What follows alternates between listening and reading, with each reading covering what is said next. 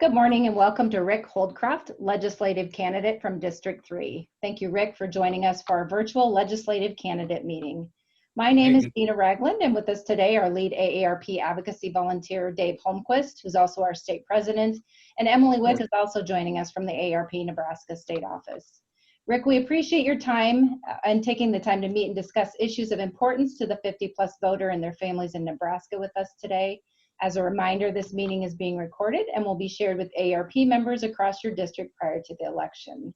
So Rick, if you want to start us off by giving us a little background about yourself and your campaign, again, aiming for 5 minutes or less, that would be great. And once we've completed your opening, we'll move into the questions. So welcome. Okay, thank you. Well, as I said, I'm Rick Holdcroft, a 1976 graduate of the University of Nebraska in Lincoln. I attended there on a Navy ROTC scholarship, so I was immediately commissioned as a surface warfare officer in the United States Navy. I served 28 years on 5 different ships. I commanded that destroyer immediately behind me there. It was a great tour. While I was at the university, I met my wife of 44 years. She's from Humphrey, Nebraska, and so Nebraska has always been our home.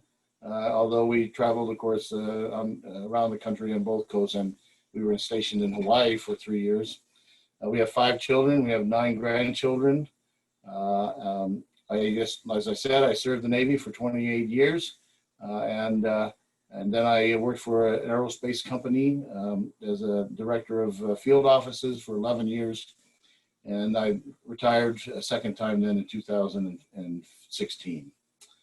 Since then, I've been supporting nonprofit organizations such as the Air Force Association, the Navy League, my church, the Rotary Club, and in leadership positions. All of those jobs pay nothing. So I'm really looking forward to that $12,000 a year that we're going to get as a senator in the unicameral. My priorities are to reduce taxes is number one. I think we need to relook at, the whole structure from income tax to property tax to sales tax. I am also supportive of law enforcement and supporting them. And finally, constitutional rights and benefits, particularly for our service members, our active duty, our retirees, and also our veterans. So in a nutshell, that's who I am, and I guess we're ready to move into your questions. Great. Thank you so much, Rick. Those are a great background, and thank you for your service to our country. Well, again, we provided you with a set of 3 questions pertaining to the 50-plus in Nebraska, again, allotting 5 minutes for each of those questions. Our first question this morning, we're going to talk about helping people stay in their homes and communities, and that will come from our state president, Dave Holmquist. So go ahead, Dave. Good morning, Rick. Thank you for joining us today. A livable community is one that is safe and secure, has housing that is affordable, in other words, no more than 30% of income is spent on housing, has transportation options that allow individuals to travel by multiple means, and is a supportive community which features with features and services for people of all ages, and also allows people to remain in their communities as they age. So a pretty comprehensive description. What steps will you take to ensure that all Nebraskans have access to livable communities? Well, a couple of things, again, that fit in with my priorities is first, taxes. I think we are in Nebraska, as you're probably aware, we have one of the highest property taxes in the country. And particularly with our elder citizens who may have paid off their house, can no longer afford to pay their property tax based on a fixed income. And so we need to make sure those people can stay in their homes. And probably the best way to do that is to overall reduce their property tax so they don't have that burden every year. I would do that by looking at a rebalancing again of the income tax, property tax, and sales tax, and we would probably end up, increasing sales tax across the board to reduce the property taxes. And so that, again, to help people, make that payment and not have to be, have their homes, repossessed. The second thing, of course, is living in a protective, secure environment. And I think support of our law enforcement personnel is paramount to doing that. I am dead set against any kind of move to defund. I think our police officers, our sheriffs do an outstanding job of protecting us, particularly in my district, which is there's a fair amount of rural and non-city efforts here. So there's a lot of support by the sheriff's department in our area. So, supporting them and making sure that they have the funds that they need to do their jobs is key to making us feel safer in our homes. Those are the two things that I would ensure that we continue to do, really, to try to keep people in their homes and safe in their communities. Thank you. Rick. Thank you. In conjunction with that too, and I appreciate your comments about the property tax and the stabilizing income and so forth. And another area that AARP has also been concerned about and protecting is the homestead exemption for many seniors across Nebraska. Again, sometimes that's the only way they're able to stay in their home is with that homestead exemption. So thank you for your thoughts and comments on that question. Our next question will come from Emily Wick, and it will address health, caregiving, and home and community-based care. So go ahead, Emily. Hello, thank you so much for being with us this morning and taking the time to chat. So my question, as Gina mentioned, is about home care and caregiving.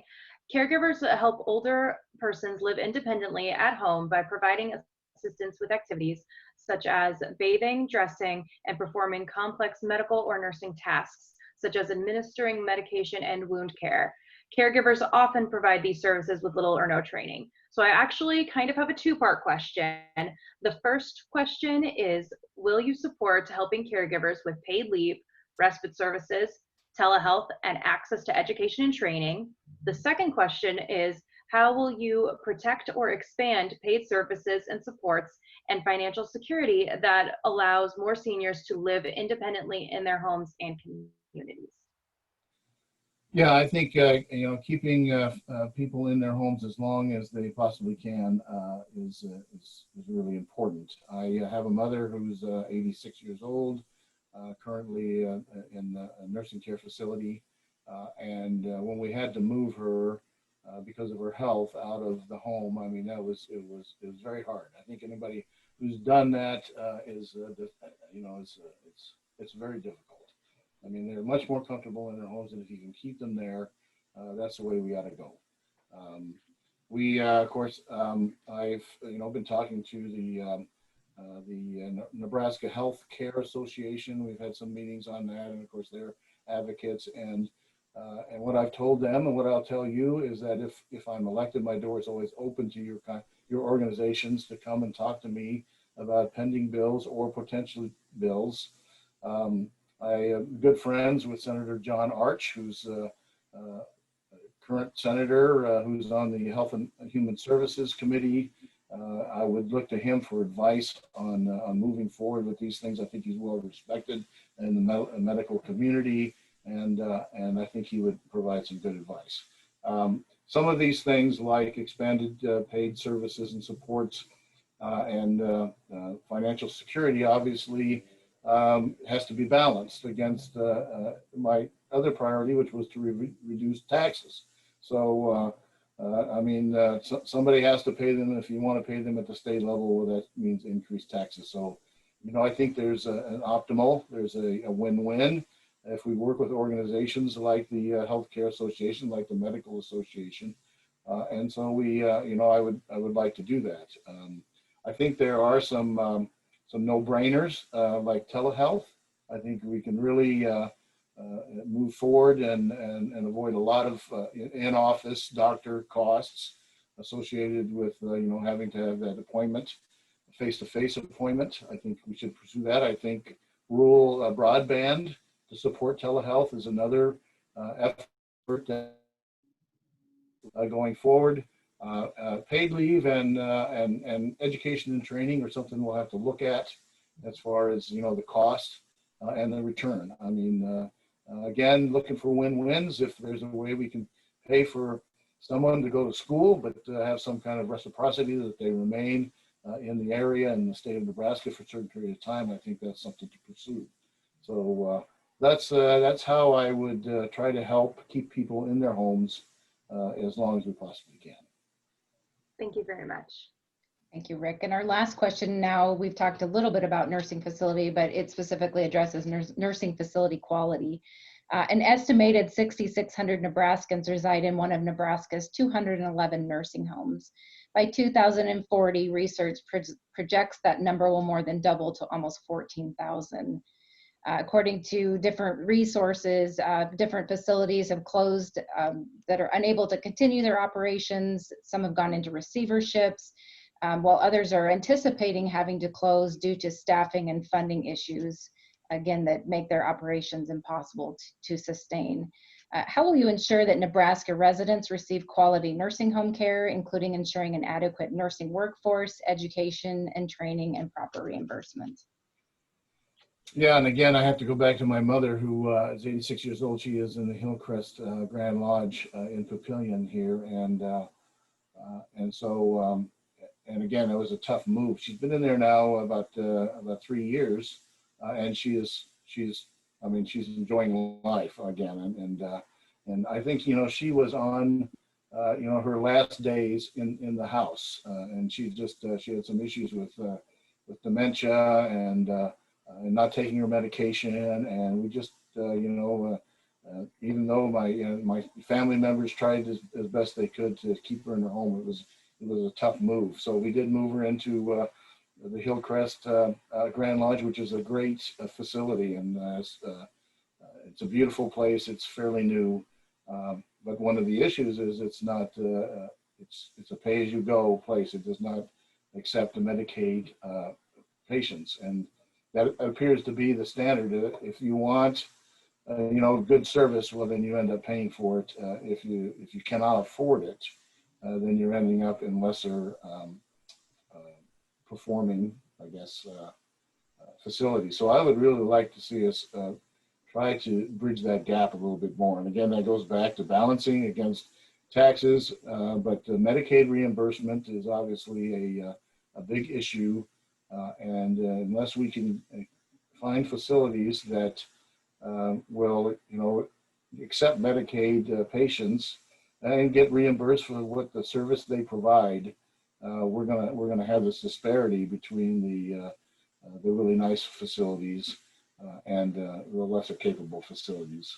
As far as the nursing workforce goes, I think they're great people, particularly in this COVID environment. I mean, they're really putting their lives on the line there, and I really appreciate what they do. And again, I think we have great nursing home, nursing training facilities, colleges, the UNMC, Creighton, and we need to help those nurses get through their training with some kind of commitment to staying in the state of Nebraska. And I think that's a win-win. It's just finding the funds to be able to support that kind of effort. So that's really about it. I think what I heard over and over and over from the Medical Association comes back to Medicaid reimbursement rates.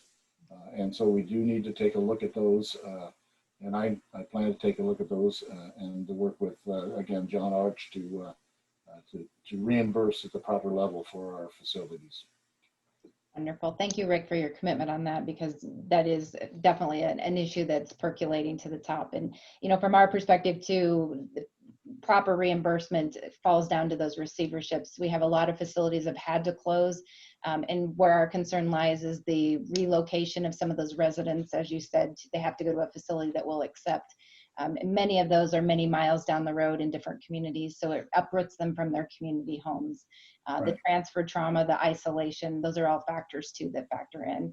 And I do appreciate very much your comment about the nursing home staff. They are unsung heroes, and we do tip our hats to the work that they do. They are very dedicated. So thank you for your comments on that.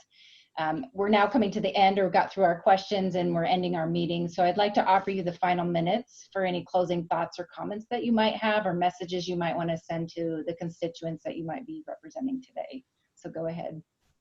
Well, I go back to my service, and it's kind of the reason I'm running is, I did 28 years of service to my country.